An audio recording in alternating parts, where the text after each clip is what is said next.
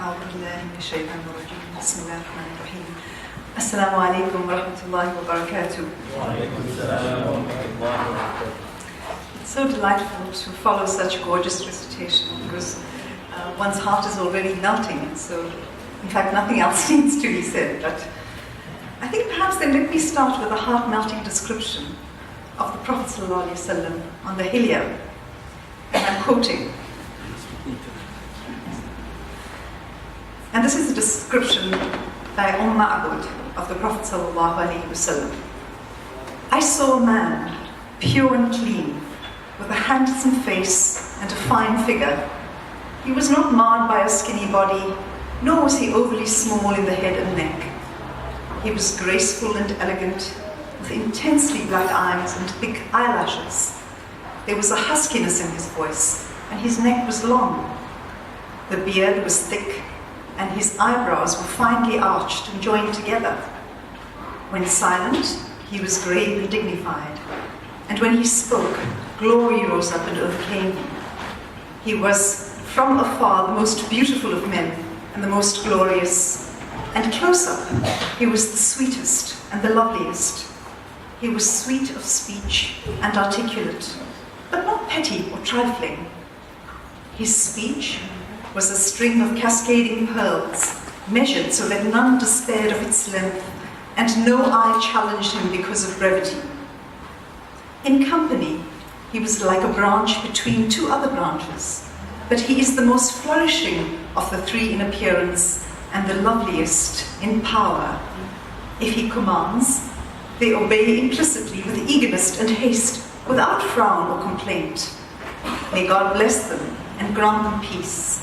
God, pray for and grant peace to Muhammad, your servant, your prophet, and your messenger, the Ummi prophet, to his family and to his companions, and grant him peace. Ameen. And I begin with this description purely because I want to revel in the beauty and the fragrance of the prophet.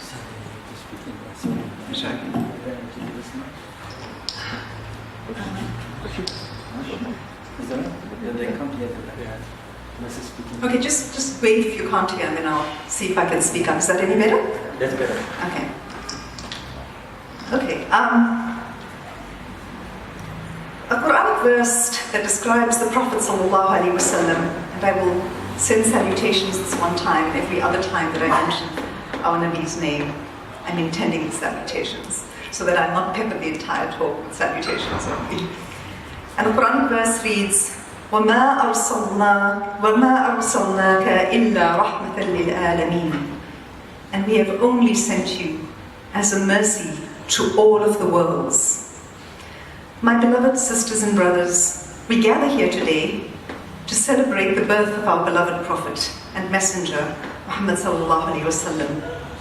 Ours is a gathering of remembrance of this great model of human conduct, what the Quran describes as uswatun hasana, the beautiful model. We gather to celebrate this gift of life, of light, what the Quran describes as sirajan munira. We gather to give thanks for this one being who the Quran describes as rahmatul alameen, the mercy to all of the worlds. And today I would like to reflect on what it means to remember, invoke, and emulate a prophet who was sent to be a rahmah to all the worlds. I want us to hold this idea of all the worlds, of this multiplicity of worlds that this prophet of ours is a mercy to.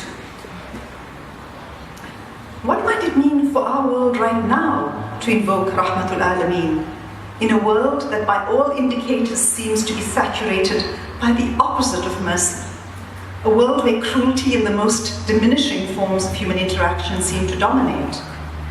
What does it mean to invoke rahmatul alameen, the uswatun hasana, the sirajan munira for our times, my beloved sisters and brothers? And what might this mean for the multiple worlds we inhabit? Indeed, the central spiritual and ethical challenge for us is to imagine and to envision and to contribute towards a complete transformation of the modes of engagement that seem to define our planet. To think about what it means in our time to transform societies characterized essentially by structures of domination, and at times violent domination. Violence that seems to range from intimate forms of violation of the most vulnerable groups of people, like women, like children, like queer people, and as we are aware, especially in these 16 days of activism, saying no to gender-based violence, and I want to give a particular recognition to those of us that are in orange as a kind of signifier of saying no to violence and of not turning away in moments when we see violence against women, children, or queer people. To broader forms of political violence and atrocities in our world, which are so fully embedded in structural injustice. In these times of overwhelming levels of zulm, bad qualities and human vice is so shamelessly paraded in the varying political theatres of the dunya. There is a glaring lack of public virtue epitomized in the blatant lack of morality in our political leaders, who not only lack morality, but bald-facedly parade their negative qualities and depravities, whether we're looking at the political landscapes in South Africa, in India, in the Middle East, or in the US. And in the last while, there is a rising tide of evidence that a number of religious leaders in varying parts of the world might in fact be sexual predators. On a more macro scale, it's a world where the human race continues to unthinkingly exploit, ravage, and aggressively consume the Earth's resources without reflecting on sustainability or our more fundamental responsibility of trust and stewardship of the Earth that we've been given. And these are only a small bit of the challenges of our time.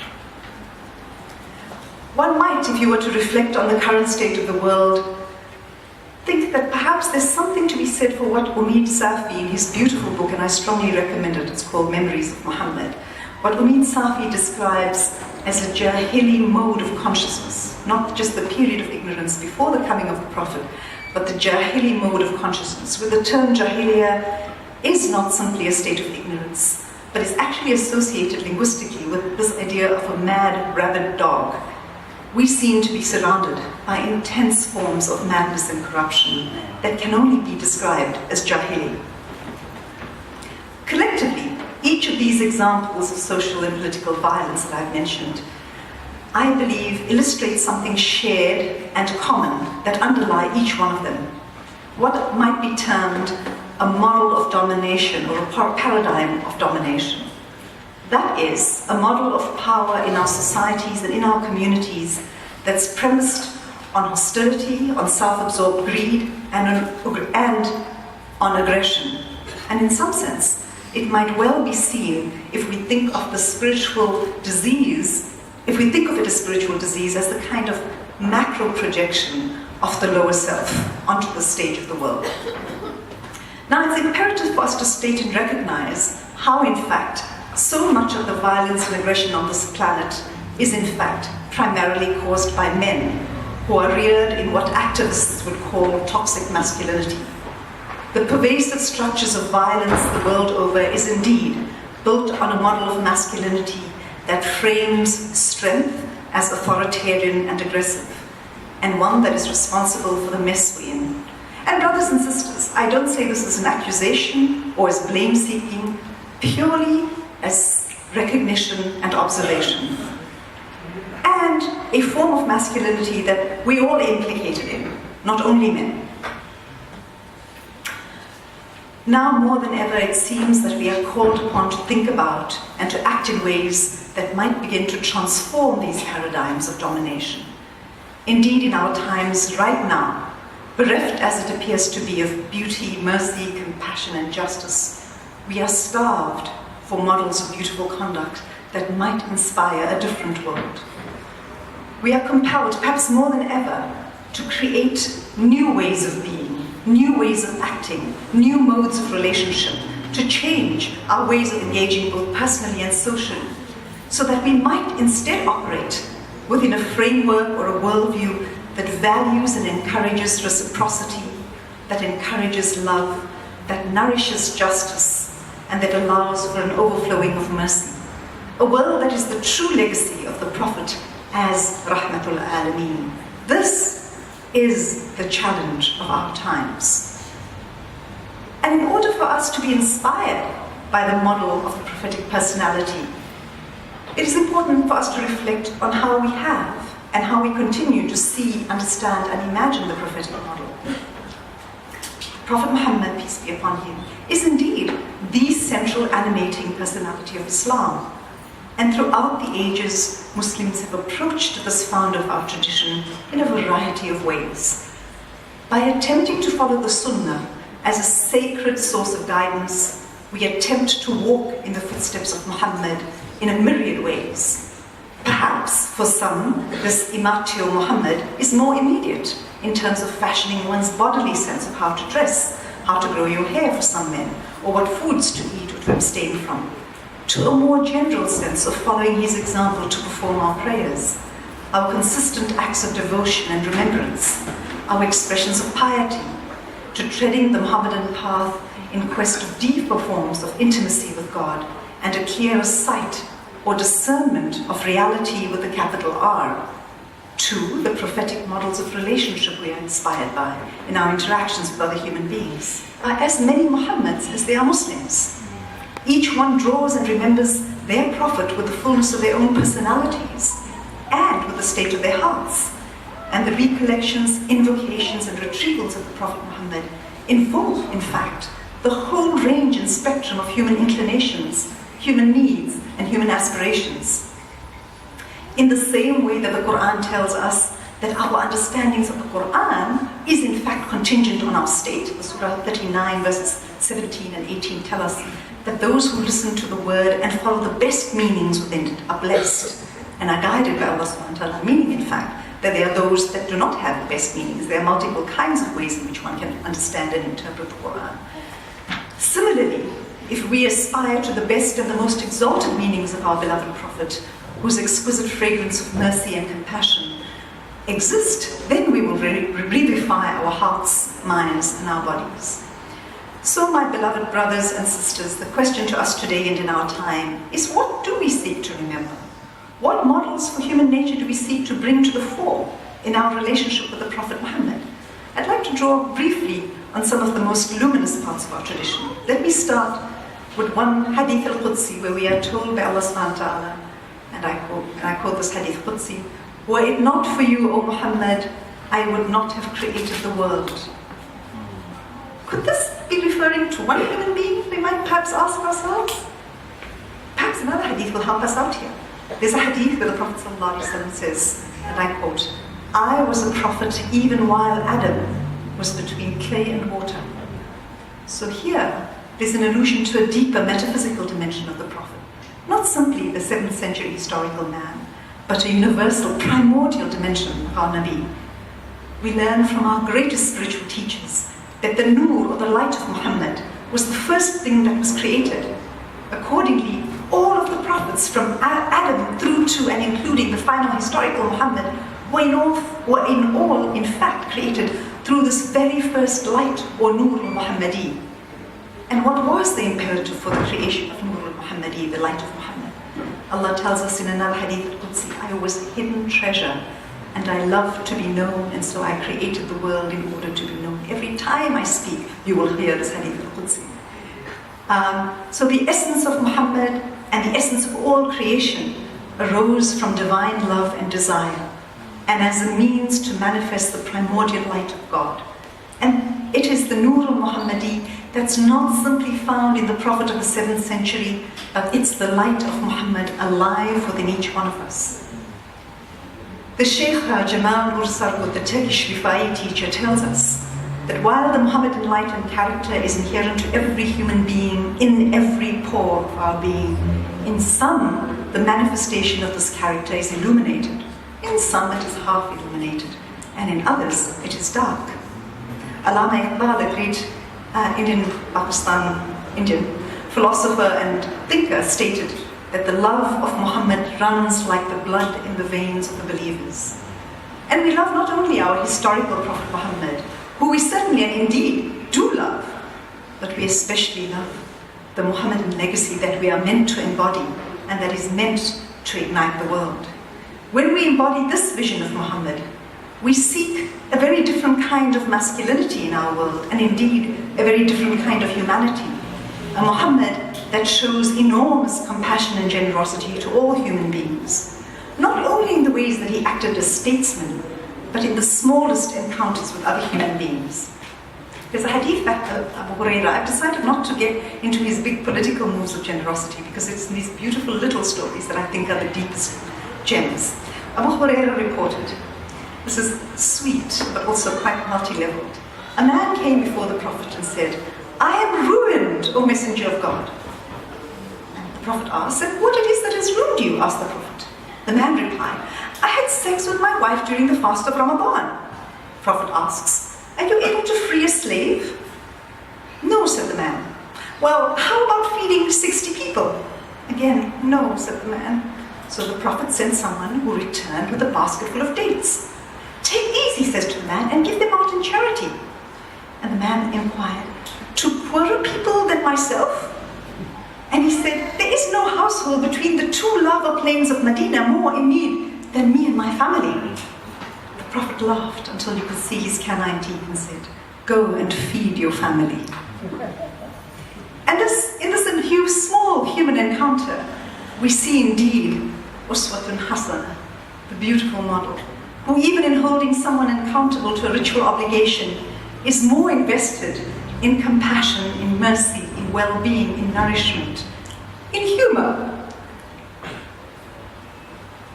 We also see that the expiation of a spiritual transgression is in fact a social redress, is in fact freeing a slave, is in fact giving food to the poor. And so we are taught, even in this very little story, about the integrity between the spiritual, the ritual, and the social. And the other story that I'm going to very quickly allude to, and we all know the story of the old woman that the Prophet would pass, who would heap rubbish, and throw it on him every time he passed on his way to the masjid. And we know that one day she didn't do it, and the Prophet was concerned, was curious what's going on with her, and he asked the neighbor, what's the matter? And he said, the neighbors informed him that the woman was in fact ill. And so he went in, and she was taken aback and startled, and she assumed that he was there to accost her in a time of her own weakness. And in fact, he said that he's come to inquire about her well-being. And so she was extremely shocked, and of course the story goes that she embraced Islam because of this model of compassion. But I think the story, in addition to telling us what an extraordinarily generous human being is, actually teaches us something profound about how to engage in a world where we seem to be assaulted by all kinds of trash falling down on us. I think there's a deeper wisdom to the story. What might it mean to be non-reactive? What might it mean to choose to act from a space of integrity? What might it mean to not simply get angry or try and explain to this woman why in fact he's a good man? What might it mean to silently bear it, but to actually have this model and decide to respond from a space of beauty, from a space of largesse, from a space of compassion? In all these stories, we see a vision of Muhammad that presents us with a very different form of humanity. This prophet is the opposite of the pharaonic model of superiority or domination, or the Iblisi model of I am better than him. Instead of a toxic, aggressive masculinity, we find models of generosity and mercy. Umid Safi calls the changes wrought by the beloved prophet, he calls it the Muhammadi revolution. And he argues that this was a revolution of the heart, an inner transformation that began in the retreat, in the caves of Hira, and then this movement of the heart and the spirit resonated and reverberated, bringing in its wake a radical transformation of Arab society and the rest of the world. Let us figure out within each of us, who are the bearers of the light of Muhammad, how we might in fact bring this radical transformation into our world. And this is not an easy task. The task of the spirit and the task of the bearers of the prophetic legacy is not an easy one. It is a struggle of cleaning and purifying internally and cleaning and purifying externally. And I have to end, well, I've got two things to end with, but a poem from Farid ibn Attar's Conference of the Birds. Consider those who have entered into the way of the Spirit. Look at what happened to Adam. See how many years he spent in mourning. Contemplate the deluge of Noah and all the patriarchs suffered at the hands of the wicked. Consider Abraham, who was full of love of God. He suffered tortures and was thrown into the fire. See the unfortunate Ishmael, who became blind from weeping, who was offered up in the way of divine love. Turn towards Jacob, who became blind from weeping for his son. Look at Joseph, admirable in his power as in his slavery in the pit and in the prison. Remember the unhappy Job, stretched on the earth, a prey to worms and wolves. Think of Jonah, who having strayed from the way, went from the moon to the belly of a fish. Follow Moses from his birth. A box served him for a cradle, and the Pharaoh exalted him. Think of David, who made himself a breastplate and whose size melted the iron like wax. Look at Solomon, whose empire was mastered by the jinn. Remember Zechariah, so ardent with the love of God that he kept silent when they killed him. And John the Baptist, despised before the people, whose head was put on a platter. Stand in wonder at Isa, at the foot of the cross, where he was saved himself from the hands of those who betrayed him. And finally, ponder over all of the chiefs of the prophet who suffered from insults and injuries of the wicked. After this, do you think it will be easy to arrive at a knowledge of spiritual things? It means no less than to die to everything. O Holy Creator, vivify my spirit. Believers and unbelievers are equally plunged in blood, and my head turns as the heavens. I am not without hope, but I am impatient. And I would like to end bringing back into a consciousness our 16 days of activism and end with a hadith, which I think is one that we perhaps have heard many times, but I would like us to sit with it and to let it nestle in our hearts and think what it might mean for each of us. And the Prophet ﷺ says, the believer with the most complete faith is the one with the best character and disposition. And the one with the best character is one who treats women with dignity and honor. Thank you.